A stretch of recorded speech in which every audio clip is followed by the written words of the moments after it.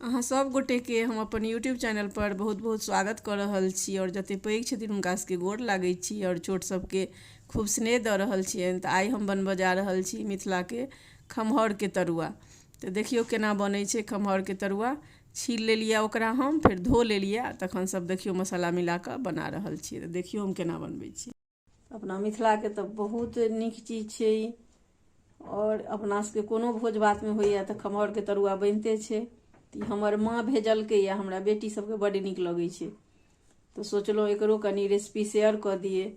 जे मिथिलासँ दूरो छथि, जँ मोन होइन खायके तऽ गाँवसँ लऽ जा सकै छथि। ई खराब नहि होइ छै। हमरो 2 महीनाके ई खमहौर राखल अइ, तऽ और सब तऽ हम बना लेलिए, 2टा छै राखल, तऽ एकर रेसिपी सोचलहुँ शेयर कऽ दी अपने सब संगे। बहुत नीक एकर तरुआ होइ छै, तऽ देखबै हम केना बनबै छियै। देखियौ खमहौरके तरुआमे नमक दऽ देबै स्वाद अनुसार,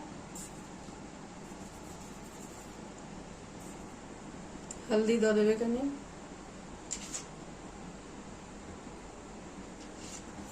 कनी कलर ला एहिमे चिली फ्लेक्स दऽ देबै। अहाँके नहि देबाक हुए तऽ अहाँ स्किप कऽ सकै छी। और देखियौ ओहिमे हरियर मिरचाइ और लहसुन कुटि लेलिए।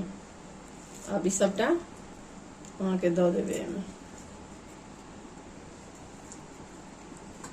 अब सबके मिला लेबै हाथ के मदद से। देखियौ सबके हम मिला लेलिए, सबके मिला लेलिए हाथ से।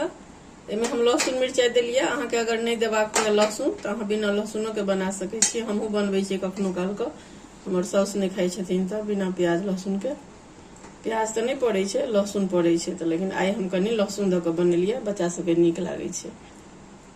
अब एहिमे कढ़ाही में अहाँके तेल दऽ देलिए आ गैस के फ्लेम लोए कऽ कऽ बनेबै एकरा। तऽ देखियौ सबके एकटा कऽ दऽ देबै आ ढक कऽ पकेबै कनी कनी देर पर, पलटैत रहबै जे जैर नहीं जाए। देखियौ आब ई भऽ गेलै। एकरा काटि कऽ देखबै छी अहाँके सिद्ध भेलै कि नहीं। देखियौ तो देखियौ बनि गेलै खमहौर के तरुआ।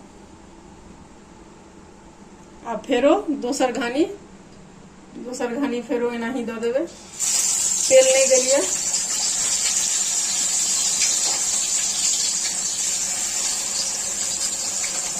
तेल एहि दुआरे नहीं देलिए जे एहिमे छैहे अखन। फिर एकरा ढक देबै कनी देर तक, पलट कऽ फिर एनाही तैर लेबै सबटा। जते बचलै ई एनाही कऽ कऽ हम तैर लेबै। तेल जरूरत पड़तै तऽ कनी और दऽ देबै। तऽ अहाँके जेना हुए ताहि अनुसार अहाँ अपन बना लेब। देखियौ मिथिला के स्वादिष्ट खमहौर के तरुआ तैयार भऽ गेलै। जँ अपने सबके नीक लागे हमर ई खमहौर के रेसिपी तो प्लीज वीडियो के लाइक कऽ देबै, शेयर कऽ देबै ज़्यादा से ज़्यादा।